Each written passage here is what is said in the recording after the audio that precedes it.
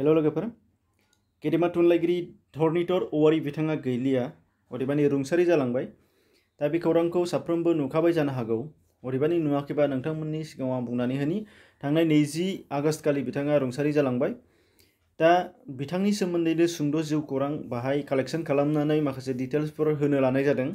दा बे बेलायाव नोंथांमोनहा नायनानै हानाय जागोन जायफोरहा मिथिनो लुबैदों आरो मिथिनायनि गोनांथि दं साफ्रोमबो गेदेमाफोरनि सोमोन्दै।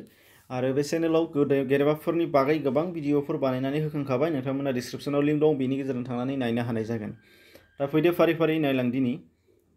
गेदेमा थुनलाइगिरि बिथां धरनीधर औवारीया 1948 मायथाइनि 4 डिसेम्बर खालि बाक्सा जिल्लानि लावासुर मुंनि मोनसे गामियाव जोनोम मोनदोंमोन। बिथांनि बिफानि मुङा चन्द्रकान्त औवारी आरो बिमानि मुङा दुबिबाला औवारी। बेनिफ्राय नुनो मोननाय जागोन बिथांनि फरायनायाव बिथाङा MA हथात मास्टार अफ आर्ट्स आरो बेजों लोगोसे BEd डिग्री लानो हानाय जादों। बेनिफ्राय नुनो मोनगोन जिउ खुंनायनि हाबाफारि बायदियै बिथाङा फोरोंगिरि हाबा मावदोंमोन आरो गाहाय फोरोंगिरि महरै बाहाबारि गोजौ फरायसालियाव हाबा मावदोंमोन। बेनिफ्राय 2009 मायथाइयाव बिथाङा आरजिरा लानाय जादों अर्थात रिटायार जादों।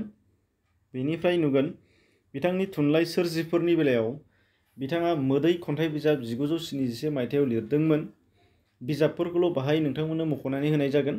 गान्दु सिंनि लाइजाम गांसे सुंद' सल' बिजाब 1979, मैहुर सल'मा 1980 आरो बर' थुनलाइनि महर बिजिरनाय थुनलाइ बिजाब 2004 मायथाइयाव बिथाङा सेबखांनानै दिहुनदोंमोन आरो गोबां थाबावनो हागौ माखासे आद्रा थानाय कालेक्शनफोराव।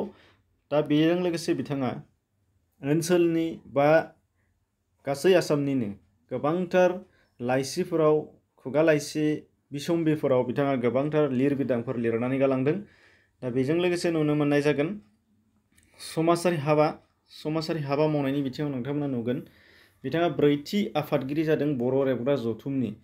दा बेनिफ्राय बिथाङा गाहाय सुजुगिरिबो जादोंमोन मोनसे समाव दा बड', जायखौ बर' थुनलाइ आफादनि खुगा लाइसि महरै दिहुननाय जायो। दा बेनिफ्राय बिथाङा कनभेनरनि बिबान लादों, कमन लेंगुवेज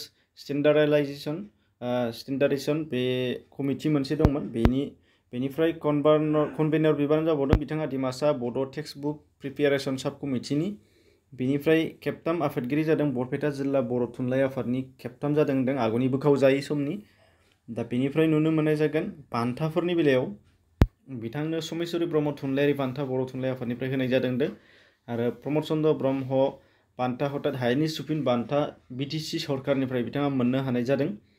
बेनिफ्राय थुनलाइयारि बान्था अदेबानि बियो पेन्सन आसाम सरकारनिफ्राय बेखौ बिथाङा मोननो हानाय जादों होनदों। रुंसारिनि बेलायाव 20 आगस्ट 2020 बेयाव गावनि न'आवनो बिथाङा रुंसारि जालांदों। दा बेखिनिमोन। गुबुन गुबुन गेदेमाफोरनि बागै नोंथांमोनहा नुनो मोनगोन आरो बिथांनि बागै माखासे गोबांथार लिरथाय बा बान्थाफोर बा माखासे थालांनाय दङब्ला एबा बेफोराव माखासे गोरोन्थिफोर दङब्ला नोंथांमोना कमेन्ट सेक्सनाव सुद्रायनानै हरनो हानाय जागोन आरो नायगिरि बिथांमोनहा चेक खालामनो हानाय जागोन कमेन्ट सेक्सनाव। दा बेखिनिमोन, एसेनोसै, गोजोन्थों।